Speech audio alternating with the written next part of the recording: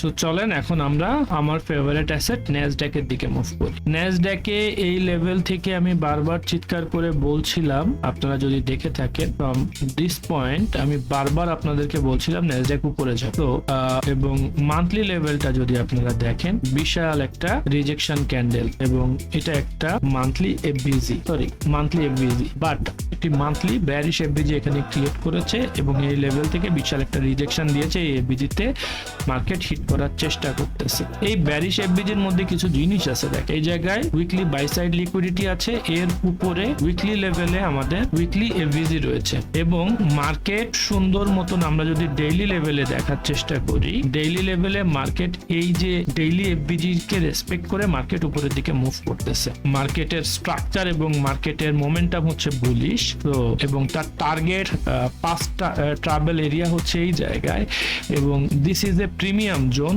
তো আমরা এখানে ওয়েট করব এই লিকুইডিটি লেভেলটা নেওয়া পর্যন্ত। when this liquidity level has been done, then যদি আমরা মার্কেট স্ট্রাকচার শিফট পাই, দেন আমরা এইভাবে শর্ট মারবো। Otherwise we have nothing to C here.